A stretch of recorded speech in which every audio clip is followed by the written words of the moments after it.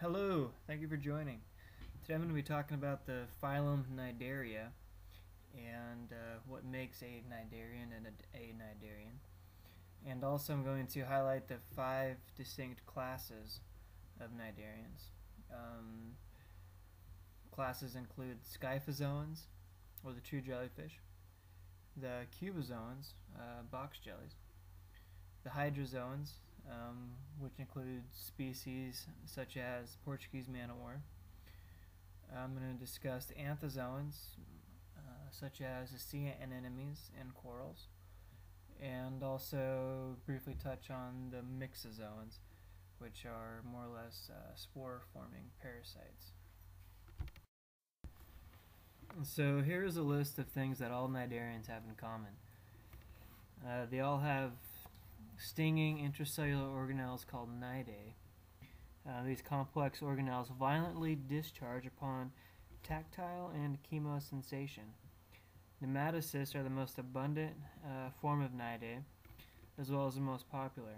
Upon sensation, a spined thread is shot out of the cell at a very high speed. These threads are used for wrapping around objects, sticking to surfaces, penetrating objects such as prey, and they're also used to secrete toxins. Cnidarians also lack an anus, meaning that they have a single opening for food to be taken in through and waste products to exit from. Most cnidarians are predators, but like always there are exceptions. Soft corals eat phytoplankton.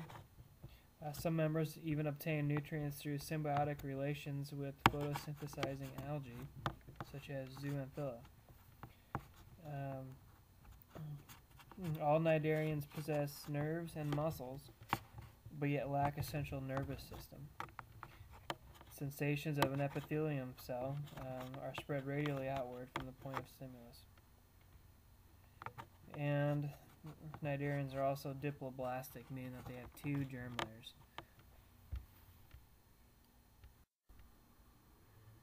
Cnidarians exhibit 2 very distinct body plans. The medusa form, which typically is a free-swimming form, and the polyp form, which is a tubular body and is generally sedentary.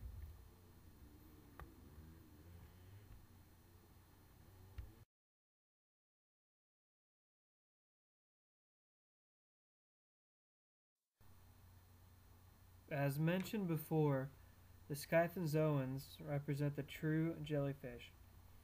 Their thick mesoglial layer is gelatinous in appearance, which is how the jellyfish got its common name.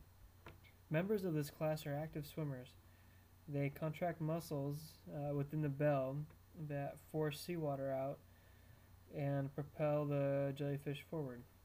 These muscles then relax, and the bell springs back to its normal shape by the elastic properties of the mesoglia.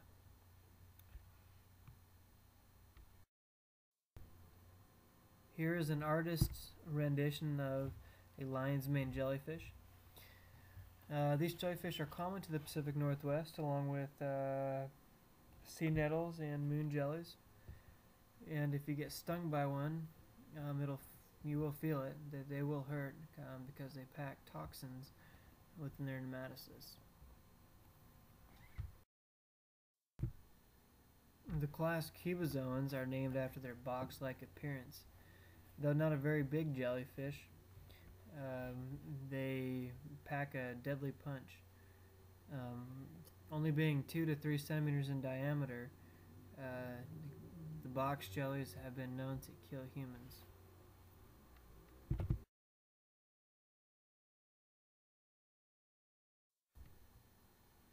In this drawing, you can see how the bell has a semi-square shape appearance, and stemming from each corner of the bell are either 4 tentacles or 4 clusters of tentacles, with no tentacles in between.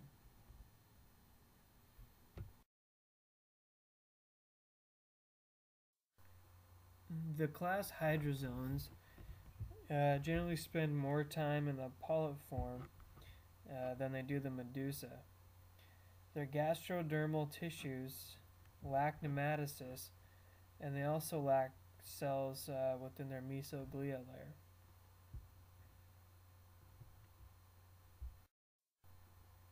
Some species of hydrozoa have a velum, which is a thin piece of tissue that extends inward from the perimeter of the bell and has a hole in the center of it. So this way, when the hydrozoan medusa form takes in water and expels it, the water is funneled, causing more of a jet propelling like motion.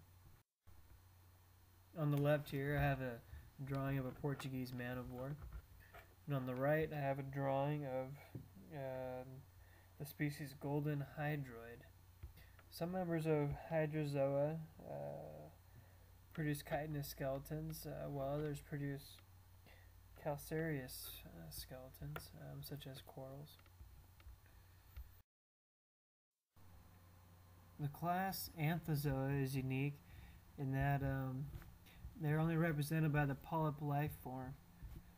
Anthozoans form symbiotic relations with zooanthella, which is a photosynthesizing algae, as mentioned before. And they're very noticeable in such specimens as sea anemones.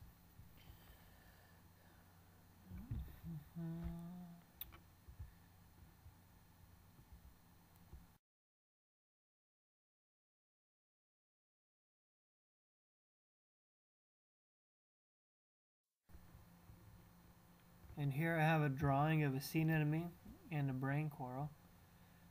As you can see, the sea anemone is green, which depicts the symbiont relationship with photosynthesizing algae.